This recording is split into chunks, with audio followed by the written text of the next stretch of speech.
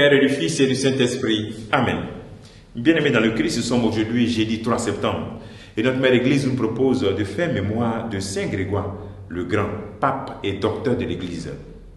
Et la parole de Dieu que l'Église nous propose est extraite de l'Évangile de Luc, chapitre 5, versets 1 à 11. En ce temps-là, la foule se pressait autour de Jésus pour écouter la parole de Dieu, tandis qu'il se tenait au bord du lac de Génézareth.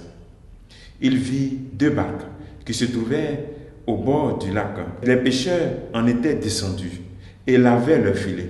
Jésus monta dans une des barques qui appartenait à Simon et lui demanda de s'écarter un peu du rivage. Puis il s'assit. Il s'assit et de la barque il enseignait la foule.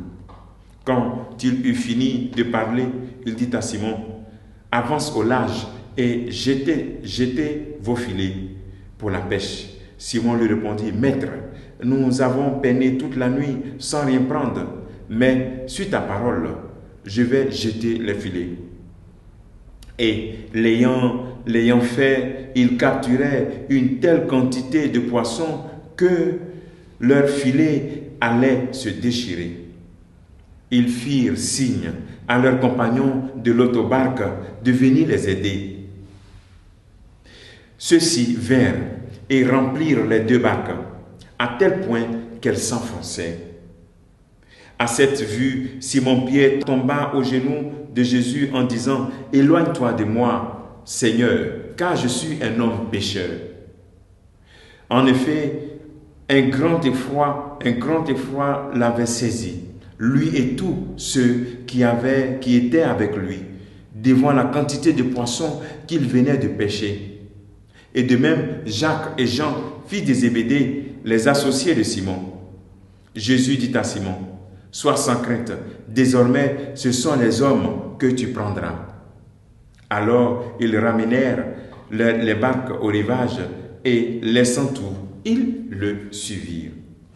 Acclamons la parole de Dieu, louange à toi Seigneur Jésus. Bien-aimés dans le Christ, c'est beau ce passage vocationnel de Simon. On dit que Jésus est pressé par la foule et il se met dans la barque pour enseigner. Et il rentre dans cette barque pour enseigner, il demande cette barque. Jésus n'a pas besoin de beaucoup de moyens pour enseigner. Il n'a pas besoin de beaucoup de barques pour enseigner. Il a besoin seulement d'être là et de parler. Même dans ta maison, dans ta famille, dans ton lieu de travail, tu peux enseigner par ta vie. Nous, on pense souvent que l'évangélisation, c'est quand il y a des grands baffes, des grands rassemblements. Dans les petits de chaque jour, tu peux enseigner.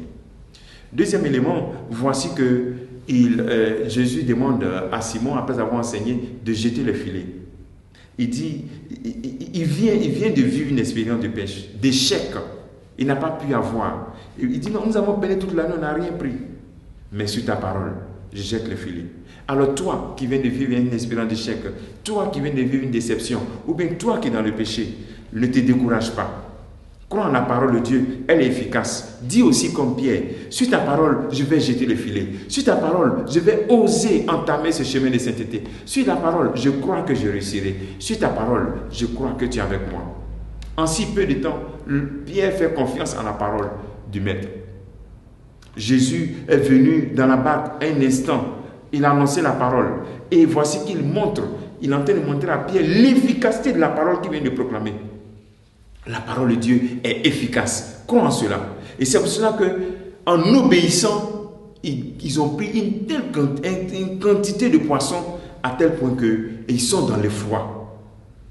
Ils ont rempli deux barques à tel point que la barque s'enfonce. Et Pierre qui dit, « Éloigne-toi de moi ».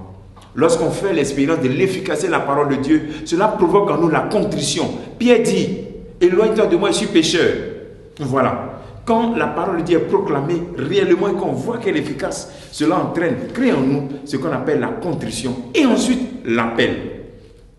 Quand Dieu appelle, il faut rentrer aussi dans la contrition, regretter tes péchés pour la nouvelle vie. Éloigne-toi de moi. Et le Seigneur dit, maintenant, ce sont les hommes que tu vas prendre. Le Seigneur lui confie une mission.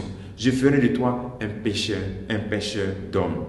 Sa fragilité et son incapacité n'empêchent pas l'appel. Souvent, on pense que Dieu nous appelle parce qu'on est bien. Dieu nous rend bien par son appel. Rentrons dans la contrition et Dieu nous façonne. Je t'invite à ce jour à te poser une question très simple. Action du jour. Comme Pierre, à qui le Seigneur donne cette mission de pécher les hommes. Demande-toi, Dieu t'a appelé en tant que chrétien pour faire quoi? Pour pécher les hommes? Pour donner la joie?